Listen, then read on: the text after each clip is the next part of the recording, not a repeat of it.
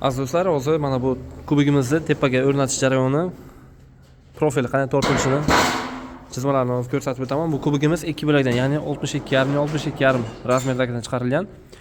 Buklishlar 1,5 sm ga 1,5 sm bukladi. Mana aziz do'stlar, ko'rib turganingizdek, bu burchakdan burchakgacha 82 sm bo'ladi. Profilimizni o'rnatishimiz esa profil markasidan keyingi profil markasigacha 1 sm o'rnatiladi.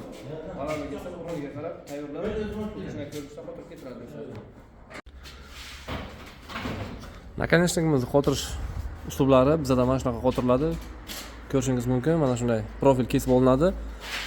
Nakonechnikimizni ichki o'lchami 6 sm bo'ladi, profil ham 6 sm. Shuni ichiga kiradi, takgacha tekizib, mana shunday ikkita yog'idan samarez tort qotirib qo'yiladi. Pastdan ko'rinishlari, changga e'tibor bermaysizlar. O'rnatib bo'lingandan keyin tozalatib bilan artib chiqiladi. Do'stlar, tunikafonimizning ramkasini qotirish jarayonini ko'rib chiqamiz. Ramkamiz qanaqa bo'ladi? Mana ko'rishingiz mumkin, 90 gradus bo'ladi. Ikki yoqdan nakonechnik qotirilgan. Tepasi mana shu orqa qismidan samarezga tortiladi. Bu taraf esa bu oldin tarafdan samarezga tortiladi. 3 ta samarezga bu detalimizda eni 1.25 ga qilib taxlangan. O'lchamlari esa 50 sm, 53 sm uzunligi, 10 sm esa oldin taraf qilingan. Atrofdagi ramkalarimizning tunikasi mana shunday ko'rinishda tayyorlanadi. Orasiga esa mana bu lenta qotirib chiqamiz, 5 sm. Ko'rishingiz mumkin.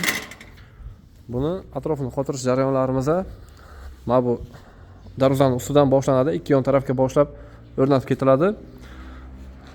Ulama joyimiz mana bu joyga to'g'ri keladi. Ana shu joyga razmerini salgina o'zgartirib joylashtiramiz. Xuddi ana shunday ko'rinishda o'rnatiladi.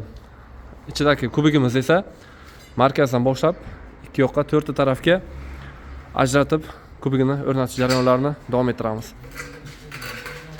Mana bu rekalarimizni tortilgani sababi tepada strapelamizni o'rniga mana shunday armaturadan ferma qilib to'qilgan. Shuning evaziga biz bu narsani fermaga, armatura fermaga profillamazani qotirib olmasligimiz sababli bir qator reka sim bilan baylab chiqdik. Keyin o'sha rekadan profil samarez tortib, profil qotirib chiqyapmiz. Do'stlar, detallarning burchaklariga alohida bitta e'tibor berib qo'yasizlar. Ko'pchilik ustalar bunday burchaklarni chiqarish olmaydi. Bizda esa xuddi ana shunday ko'rinishda burchaklarni 45 gradus qilib, o'zining shaklida buklab tayyorlanadi aziz do'stlar. Umumiy ish jarayonimiz xuddi shu ko'rinishda. Bu tomonlarni ham yopib beramiz tunika bilan birgalikda. Nima deb o'ylaysizlar? Hozir mana shu ayvon ustiga azbest shifr qilingan. Issiq sovuq uchun izolyatsiya qilishimiz kerakmi, yo'qmi? Shuni kommentariyada fikrlaringizni yozib ketinglar. Kubiklarimizni qirralariga do'stlar mana shunday do'pchalarni yopishtirib chiqamiz. Bu mana bunday quloqchalari qayriladi, ariqchasiga kiradi. Buni biz akfix kley bilan yopishtirib chiqamiz.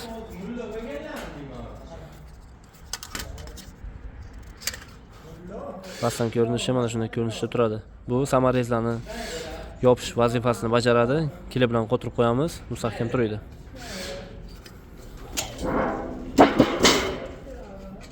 Mana shunday ko'rinishda turadi bu narsalar. Mana bu yoq yana bitta qatlanadi.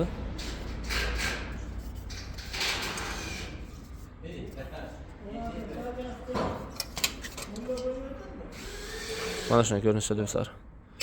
Mana bu yerga ozgina akfix qo'yiladi-yu, tepada yopishtirib qo'yiladi.